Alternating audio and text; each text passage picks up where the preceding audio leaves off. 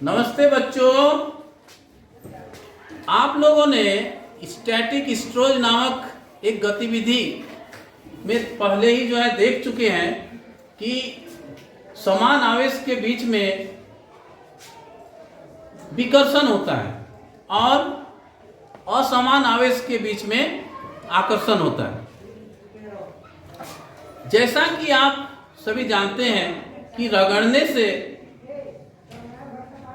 वस्तुएं आवेशित हो जाती हैं और ये आवेश वस्तु से होकर के प्रवाहित नहीं होती है। इस कारण इसे हम स्थिर विद्युत आवेश कहते हैं।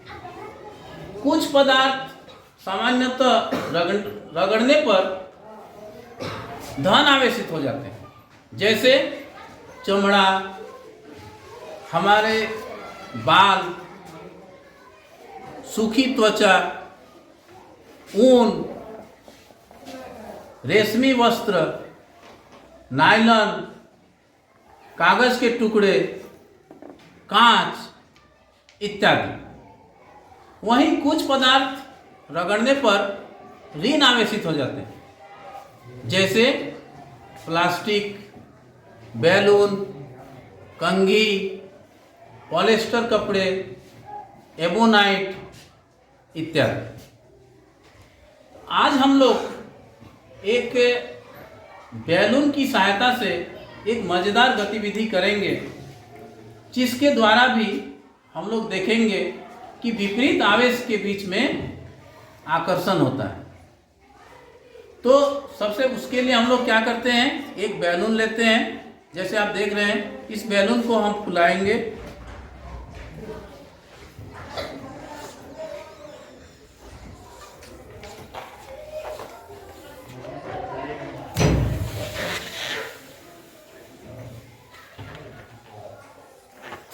ये आप देख सकते हैं, ये एक बैलून है।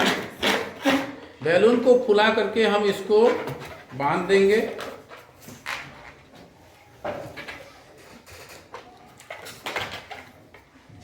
ठीक है, बांध दी। अब ये बैलून देखिए अनावेशित है। इसको छूने से या कहीं पर ये करने से भी देखिए ये गिर जा रही है, मतलब ये आवेश इसमें नहीं है। अगर हम इसे अपने बालों में, सूखे बाल या सूखे बालों से रगड़ते हैं या सूखी त्वचा में, जैसे इस तरह से हम अगर इसको रगड़ते हैं, तो अभी आपको कहा गया कि बैलून रगड़ने पर ऋण आवेशित होता है। तो ये बैलून अभी क्या है, ऋण आवेशित है। अब इसे यदि हम हाथ में इस तरह से रखते हैं तो देखिए ये चिपक जाता है। कुछ देरी तक ये चिपका हुआ रहता है। यही चीज अगर हम बोर्ड में भी अगर हम इस तरह से रख देते हैं तो देखिए बोर्ड में भी ये चिपक जाता है। केवल बोर्ड ही नहीं, आप दीवार के किसी हिस्से में इसको इस तरह से आवेशित करके आप छोड़ सकते हैं। आप देख सकते हैं कि ये बैलून कुछ देर तक इस तरह से चिपका हुआ रह जाता है।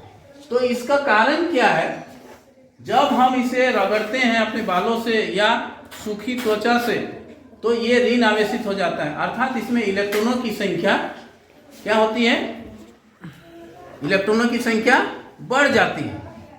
तो जब हम इसे किसी सतह में लाते हैं, जैसे ये बोर्ड में लाए थे या दीवार में या सूखी त्वचा या हाथ में हम जब रखे थे, तो क्या होता है, इसमें इलेक्ट्रॉनों की संख्या ज़्यादा होने के कारण ये हमारे हाथ के उस हिस्से के इलेक्ट्रॉनों को विकर्षित करके हटा देते हैं और उस हिस्सा में प्रोटॉन की संख्या अर्थात धन आवेशित कणों की संख्या बढ़ जाती है। इस कारण ये हमारा हाथ बिना रगड़े हुए भी आवेशित हो जाता है, अर्थात धन आवेशित हो जाता है। उसी प्रकार बोर्ड या दीवार भी वही होता है। जब हम बैलून को इसके सामने लाते हैं, रगड़ने के बाद ये ऋण आवेशित हो चुका है, तो ये इसमें इलेक्ट्रॉन की संख्या ज़्यादा होने के कारण बोर्ड के जिस हिस्सा में इसको रखते हैं, बोर्ड के उस हिस्सा से इलेक्ट्रॉनों का ये इलेक्ट्रॉन जो अतिरिक्त इलेक्ट्रॉन है वो उसको हटा देती है। हटा देने के कारण उस जगह पर प्रोटॉन की संख्या बढ़ जाती है, अर्थात वो धन आवेशित हो जाता है। इसी कारण ऋण आवेश और धन आवेश होने के कारण ये चिपक जाता है, उसमें आकर्षण का जो है आकर्षण का बल जो है लगता है। तो बच्चों इस छोटी सी गतिविधि के द्वारा ये बहुत ही मनोरंजक है और लगता है कि ये कोई जादू है, लेकिन ये जादू कुछ नहीं है। समान आवेश होने पर विकसित होती है और असमान आवेश होने पर आकर्षण होता है। जैसे आप देख सकते हैं ये बालों को अगर हम रगड़ करके थोड़ी देर तक बालों के ऊपर में रखते हैं तो आप देख सकते हैं बालों को ये खींचने लगता है। तो इसमें भी क्या होता है कि हमारे बाल रगड़ने पर धन आवेशित हुआ और ये बैलून जो है ऋण आवेशित हुआ, जिसके कारण दोनों विपरीत आवेश होने के कारण ये बालों को अपनी ओर खींचता है।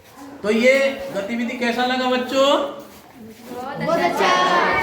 आप लोग भी घर में बैलून ले करके या है ना इसको करके देखिएगा, बहुत अच्छा लगेगा। जैसे कोई जन्मदिन वगैरह में आपको अगर डेकोरेशन करना हो तो आप बैलून को इस तरह से आवेशित करके दीवार में सजा सकते हैं। चलिए, धन्यवाद।